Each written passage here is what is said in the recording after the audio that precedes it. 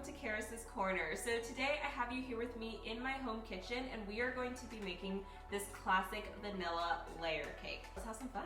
I'm excited. Okay, so supplies that we're gonna need in order to bake this cake. 1 mixing bowl, 3 6-inch aluminum baking tins. I prefer aluminum. You could also use 2 8-inch baking tins, scissors, like a decently large spoon, a whisk or a fork, a spatula, this is my favorite one, and then a 1 cup measuring cup, half cup measuring cup, and a teaspoon. I don't like getting out all of them because it just stresses me out later on. So I just get the only things that I need. You'll also need nonstick cooking spray and parchment paper. And then either a stand mixer, a hand mixer will work just fine. And then also I like to keep around, what are these called? Paper towels? And or like a microfiber towel just to keep things clean as I'm going. Okay, so the first thing that we're gonna need to do is line our baking tins. This is really important because when you go to dump out the cake at the end after baking, it will ensure that everything comes out smoothly and cleanly. You don't have any cake left over in the tin. So I'm gonna take my parchment paper. I learned this trick on Instagram, so let's see if I can do it here. This is what I typically do when I'm baking. You'll fold it till it's relatively in a square, and then you're gonna fold that in on itself, fold that in on itself again, and fold it until your square is about, what is that? 3 inches by 3 inches, let's just go with that.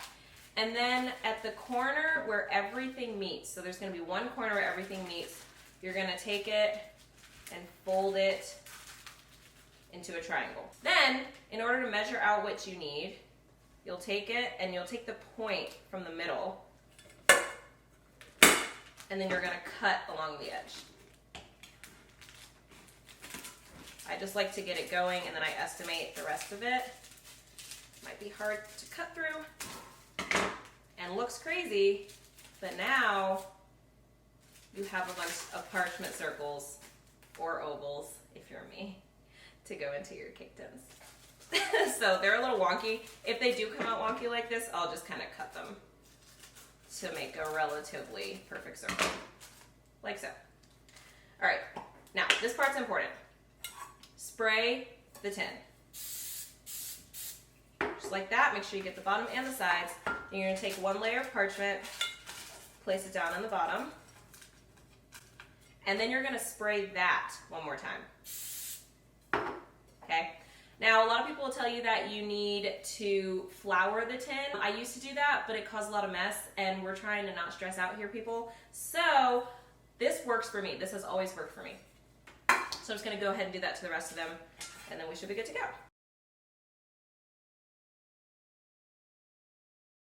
All right, that's it. Okay, so let's take a look at what would actually happen if we put cake batter into a pan without lining it or anything at all. So I just have a clean cake pan, no parchment paper, no cooking spray. I'm just gonna pour it right in, bake it for about 30 minutes, and then we'll come back and we'll see the results.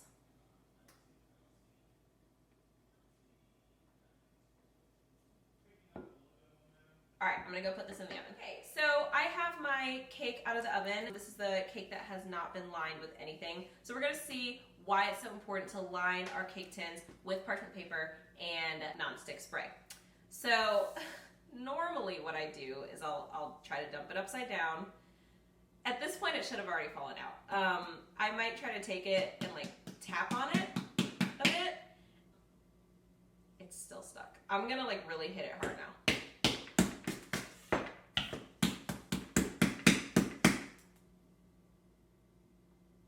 It literally has not moved. Like, yep, there it is. So this will probably just get destroyed because there's no great way of really pulling it out of the tin. Like,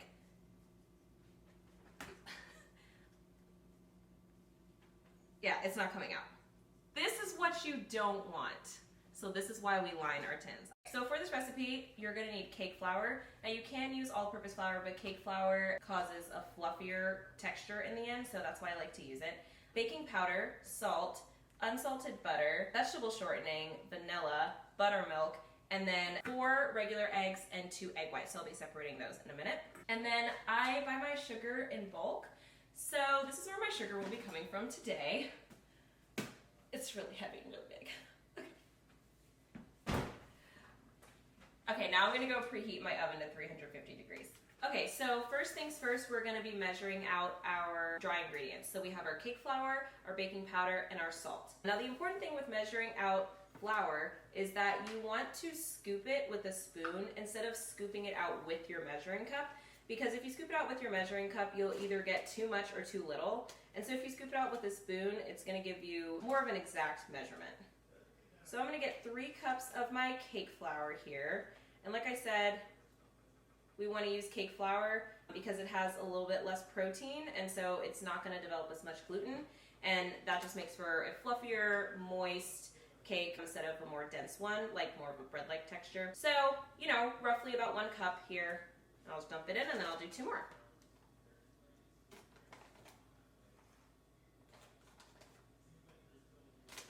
I'm a big fan of cleaning as I go. I think that makes baking a lot less stressful. So as you see here, you know, I've taken the bag out of the cake flour box to hopefully make less of a mess. And as soon as I'm done with an ingredient, I put it up. So that by the end, I really only have dishes to do. So again, like this step might seem a little tedious, but it is worth it because it's going to help you in your final ratios. And it doesn't have to be perfect. Like, I'm happy with this. Take a little bit out, smooth it out. Boom, 3 cups. All right, so I have my flour in, set that to the side. And I have my 1 teaspoon little measuring spoon. So I'm just going to scoop out 2 here. Dump those in. And then I'm gonna do about a 1/4 teaspoon of salt. I'm just gonna put a little bit in my hand here so I can kind of measure it out by now, but you're welcome to get out the 1/4 teaspoon. All right, next, I'm gonna whisk all of these things together. You could very easily use a fork if you don't have a whisk, or you don't wanna get one of those yet, so I'll show you what that looks like. If you have the whisk, you know, you just wanna make sure that everything is evenly incorporated. You don't want a random pocket of baking powder, if you will. Or salt. Gosh, that's worse. I don't know what's worse. Probably salt. So, you know, if you want to whisk, you just do it like that. Or you could take your fork. Just anything that's really going to get all those dry ingredients incorporated into one mix. All right, that's it. I'm going to set my dry ingredients to the side. Okay, so now we're going to be beating our butter and our vegetable shortening with our sugar. This is a really crucial step because it's what gets the air into the cake. So again, I mentioned about different flours and how those can affect the texture. This is also going to be a huge step that affects the texture of your cake. So we'll definitely want to pay attention here. I have measured out 1.5 sticks of butter and then 1/2 cup of vegetable shortening. So I'm going to go ahead and throw that in my mixer. And again, you can use a hand mixer if you have one. That's perfectly fine. You might just have to pay more attention to the color of your butter, and you'll see what I mean by that. And then I'm going to get, again, my sugar and measure out 2.5 cups. Now with the sugar, it's totally fine if you are just scooping it out. Just make sure that it's level on the top like so. And then I'll get my 2nd cup of sugar.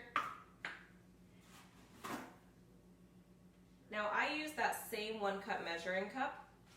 Again, I don't want to deal with a lot of dishes, so I made sure I rinsed it out, cleaned it thoroughly, and use that same cup.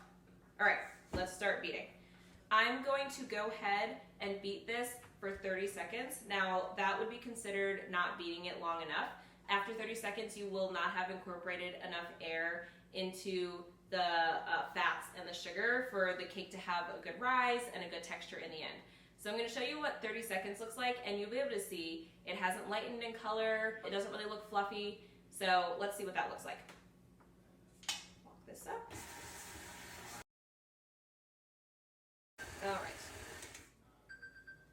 All right, so this is butter after being beaten for 30 seconds. Oops. You can see here, It's just starting to come together.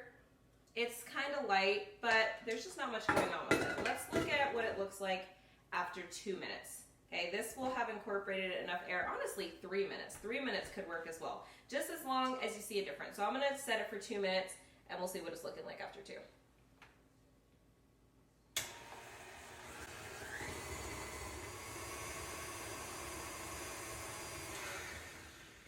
All right, so it's been about 2 minutes. I'm gonna take my spatula and just kind of get some of this stuff off the paddle and see what we're working with here.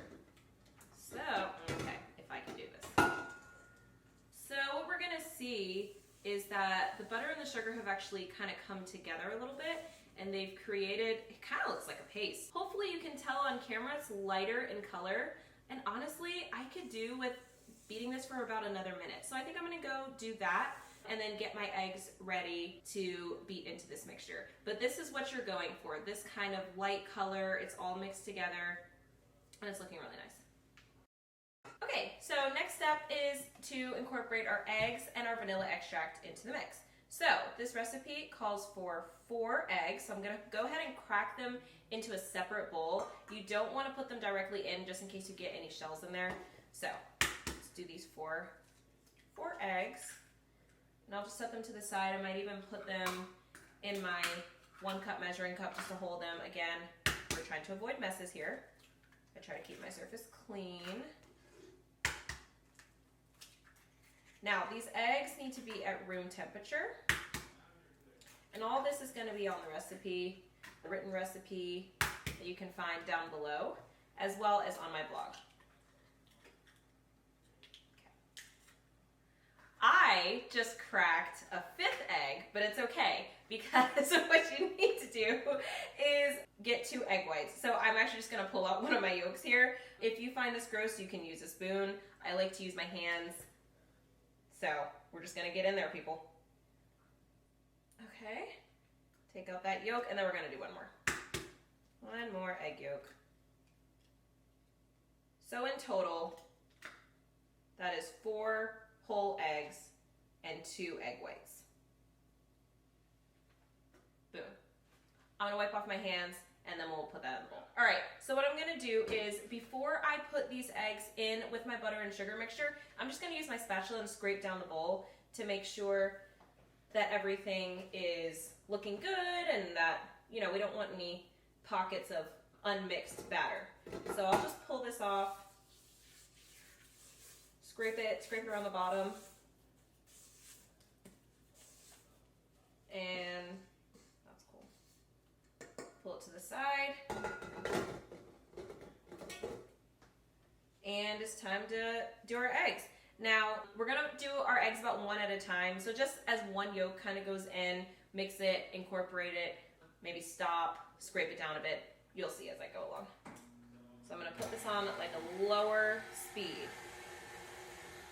Low, and just dump 1 at a time.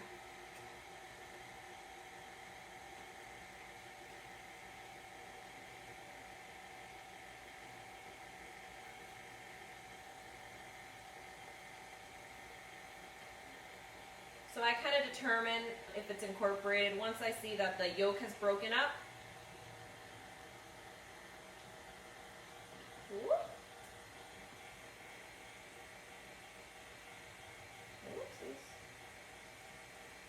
We'll get the last one in there.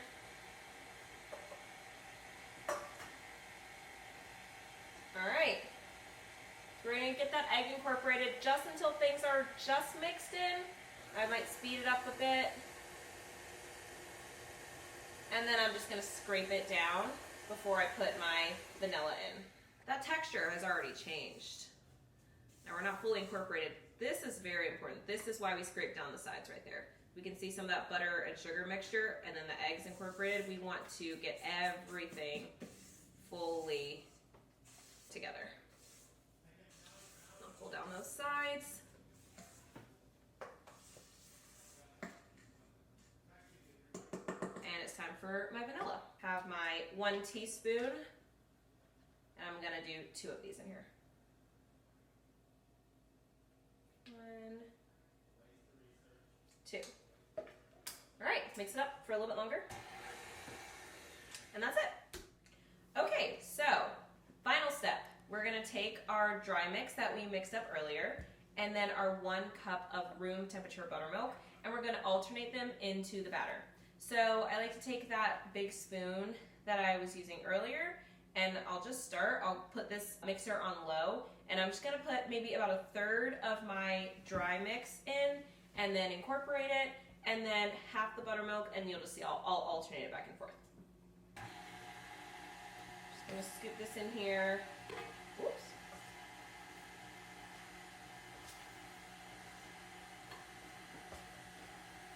Making minimal messes, am I right? Am I right? Now this is the step where you would not want to overmix if you were using all-purpose flour. I still don't want to overmix it with the cake flour, but it's kind of a little bit of insurance. I'm going to take about half of this buttermilk mixture. Totally guessing whether that's half or not. That's about half. We'll let it run through. Okay. Take about another 1/3 here and dump it in. Again, you want to get this process done relatively quickly, just so that you're not like beating that gluten, because the more that you beat the flour in the mix, it's building up gluten. So think about when you knead bread, like when you knead bread dough, you really want to work that bread dough because you're working up for that springy texture. But in cake, we want it to crumble a bit, right? So that's what we don't want. So got rid of my buttermilk. I'm just going to take my last 1/3 of my dry mix. Once I see it's incorporated a bit, I'm going to pull this over. And I'll just dump the rest of it in. And I'll make a mess, because that's what happens when you bake. This is why we try to control the mess a bit. Alright, so that's not even fully done, and I'm actually going to stop my mixer because I don't want it to go more. I'm going to pull everything off of here the best I can, and I'm going to finish it up by hand. You know, if you lose some, that's okay. That's fine. That's life. We keep it moving. So I just want to make sure that there's no lumps. But again, my hand is going to be a lot less aggressive than that hand or stand mixer. Get everything off the sides. This batter smells so good. Stop. All right, this looks good to me. It's time to put it into our cake tins and bake it. That's it. Let's do that. All right, it's time to get this batter into these prepared cake pans. So you can measure it out. I like to eyeball it because that is just me as a person. I eyeball things. And try to get an even amount of batter into each cake pan.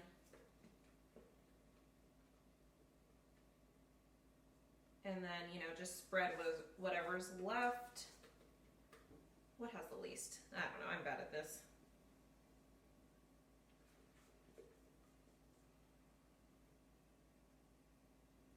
If you are more precise of a person than I am, then you can get a kitchen scale and measure it out. I have done that before. I do that for cake orders, but if I'm making it for me and the family, this is what we're gonna get. Now, at this point, you can either take an offset spatula, like a small offset spatula if you have one, or just a spoon, and you want to flatten out the batter in the cake tin so it kind of ensures even baking. So I'll show you what it looks like with the offset spatula. You'll just take it. You don't want to push it down too much because you got all that air incorporated into that butter and sugar, right? You want to keep it nice, light, and fluffy. But I just kind of want to bring it around in a circle like this. Flat, right? Or I could take a spoon if I don't have that, right? And I want to find a way to do it, and just push it down with the back of the spoon. And that is perfectly fine.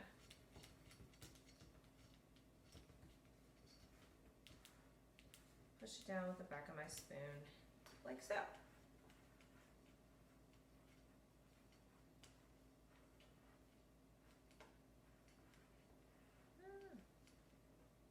Okay, that's it. I'm gonna get these cakes put in the oven. And I'm gonna bake them for about 25 to 30 minutes. It depends on your oven, but there's a lot of different indicators of doneness, so I'm gonna go ahead and pop those in. I'm gonna go ahead and clean up my station and get these dishes done.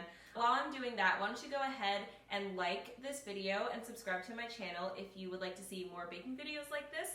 And yeah. Okay, so I took my cakes out of the oven and I let them cool on a rack in their cake pans for about 10 minutes. And now I have them turned out here on this drying rack, on this cooling rack, and I'm gonna let them sit for probably another 10 to 15 minutes until they're at room temperature. Now, once they're at room temperature, you have two options. You can either wrap them up tightly in plastic wrap and place them in your freezer, and they'll last for a while in the freezer if you wanna use them for a later date. Or you could place them in the refrigerator and let them cool until they're cool enough to be decorated with icing. So that's actually what I'm gonna do. I'm gonna put them in the fridge so that I can go ahead and decorate this cake.